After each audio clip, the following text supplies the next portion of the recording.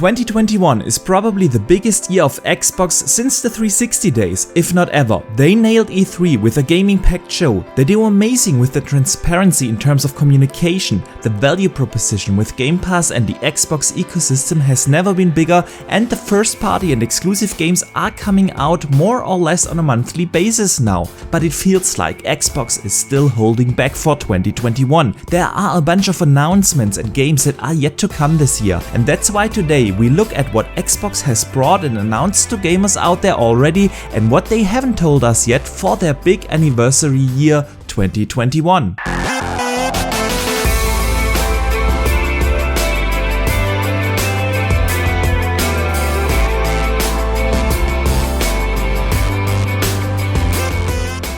Hello gamers from around the world, this is Archimedes, the video game enthusiast from Germany, with a discussion-inspiring video about Xbox in 2021. But before we dive into Xbox and their gaming plans, you should treat yourself and set your player to full 4K 60 FPS to get the best audio-visual experience I can deliver to you. And while you're at it, please also consider to hit the like and subscribe button and maybe even turn on the notification bell to not miss out on future content, because in case you are enjoying yourself while watching this video, I would greatly appreciate your support. Okay, but now let's talk about Xbox in 2021. This year seems to be the biggest Xbox year in a long time. And yes, considering what there is coming over the course of the next years, 2021 seems to be only the beginning, and these kind of years where Microsoft is releasing a ton of AAA and smaller games back to back will become the norm.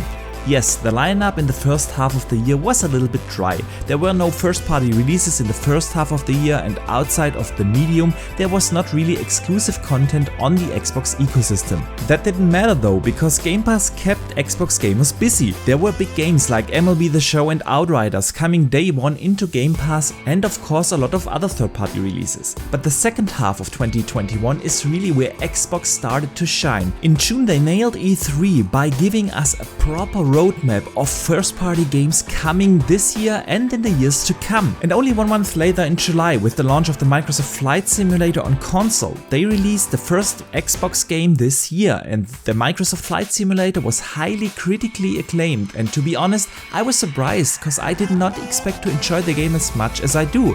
I thought it is more simulation heavy, but it actually is quite approachable, and it's a very calming game to just fly around over the world. Then we had other releases, like for instance the Ascent, which is not first party but still an Xbox ecosystem exclusive, and a lot of gamers including myself enjoyed that game not just for its beautiful visuals but for its fun gameplay in this Diablo-like action RPG. And of course there were other games that were not exclusive, but again day one releases in Game Pass, like the highly curated indie game Hades that a lot of gamers actually enjoyed, especially since it didn't hurt to just try it out with it being released in Game Pass. And indie games have really kept gamers busy over the course of 2021 because a lot of the AAA games have been delayed. For instance, the Xbox ecosystem exclusive Death Door, which is in a lot of people's Game of the Year lists, and for good reason, the game was awesome. Or the recently released Song of Iron, which is a secret hidden gem in my opinion on the platform. And then we had the release of Psychonauts 2, which is probably the first game of the year contender from the Xbox Game Studios in a while. I think this game came as a surprise for a lot of people. We all knew that Double Fine can make quality games in the AA space, but don't let that fool you. Psychonauts 2 is easily on a AAA level and can compete with any other major releases this year, and undoubtedly it's one of the best releases, if not the best release for this year so far. And this streak of exclusive games for the Xbox ecosystem is only going to continue with releases like Age of Empires on 28th of October. Yes, unfortunately still no console release for that game, but for gamers on PC or xCloud it will be a fun time to play that, and I'm really looking forward to play a new Age of Empires. Then we have on November 9th the release of Forza Horizon 5, which looks drop dead gorgeous and is probably one of the best looking games released to date. And we all know from the previous Forza Horizon games that Playground Games really nails that open world racing playground where you have a lot of diversity, and this time they are going in with a lot of different biomes to explore in Mexico. I can't wait. Well, and then in December we have the launch of The Gunk, which is also looking really good and could be one of those hidden gems in Game Pass. But the big release everyone is waiting for will be Halo Infinite. Yes, there is a big controversy around Halo Infinite launching its campaign without co-op, but it is still one of the most anticipated games, and the multiplayer flighting was a true success. People really enjoyed what they have played so far from Halo Infinite, and I think if 343 nails the presentation for the yet to be shown campaign, Halo Infinite will be the biggest release this year.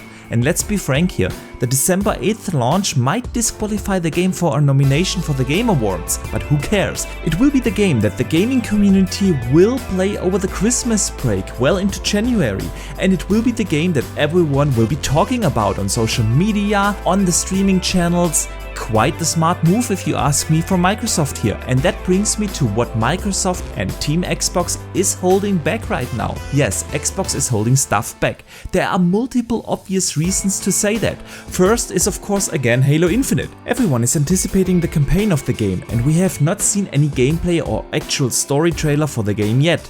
Yes, they said that they finish up the game first and then they will talk about it, but that means that there has to be some sort of event left in 2021 where they showed that game off, cause you don't drop campaign gameplay for the biggest game that Xbox has willy-nilly on YouTube. You can place a bet that Xbox is going to celebrate the reveal of Halo Infinite's campaign. And speaking of celebrations, there is something big coming up to celebrate, and that is of course the 20th anniversary of the Xbox brand. On November 15th, Xbox will turn 20, and we have yet to learn what Microsoft's plans are to celebrate that.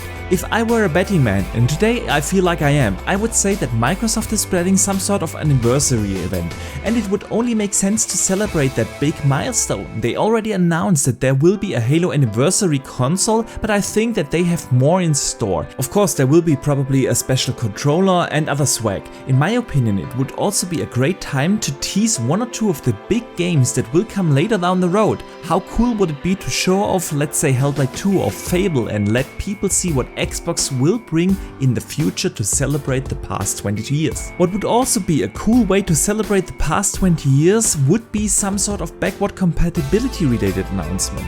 We've speculated before on this channel how the future of backward compatibility will look like. We already have now auto HDR and auto frame rate boost, and that's why I think like auto resolution and auto audio enhancements come to mind. But whatever it will be, Microsoft will definitely let us know that their brand turns 20 years this year. So I assume that they will have either an XO 2021 event or something like that to celebrate in November. And since the anniversary is 3 weeks prior to the launch of Halo Infinite, this could also be the time where they show off the campaign. Now hold on, don't come at me and say that's way too late, but if they show Halo Infinite 3 weeks prior to launch, the hype will be at the maximum for the game at the actual launch. So we will see about that. Of course, I'd rather see gameplay sooner, so we will see. But Xbox has more in store that would justify another Xbox stream or showcase, and that is for instance the game Crossfire X. The game has been shown off at Gamescom with a short multiplayer trailer, but that's not what the community is excited about.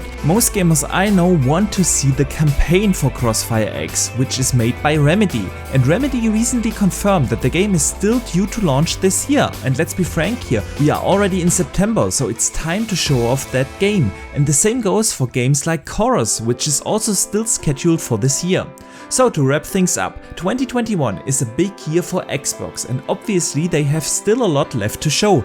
And it's not just related to the 20th anniversary, there are still games left to release this year that we haven't seen in action yet, like the aforementioned Crossfire X or the Halo Infinite campaign. And besides that, we have already gotten some fantastic releases with the Flight Simulator and Psychonauts 2 from the Xbox Game Studios, and we will get Age of Empires 4, Forza Horizon 5 and Halo Infinite later this year. So yeah, Xbox has a very good 2021. They had an amazing E3 where they really laid out some of their big plans for this year and the years to come, and that's what is so exciting. 2021 is only the beginning. The years 2022 and 2023 look even brighter for the Xbox brand, because that's when some of the most anticipated games will come out, like Starfield, Hellblade 2, Perfect Dark, Avowed, Fable, etc, etc.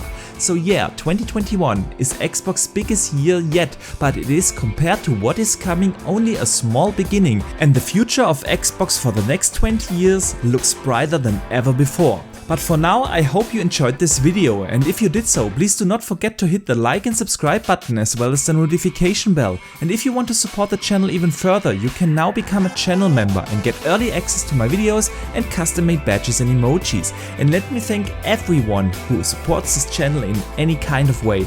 You guys rock big time, and this channel is what it is because of you. And now let me know in the comments down below, which games from Microsoft are you looking forward to the most? What do you think Microsoft has left in store to announce? And besides here on YouTube, you can also hit me up on Twitter, where I share a lot of opinions and gaming discussions. But for now, thank you very much for watching, I see you the next time, and game on!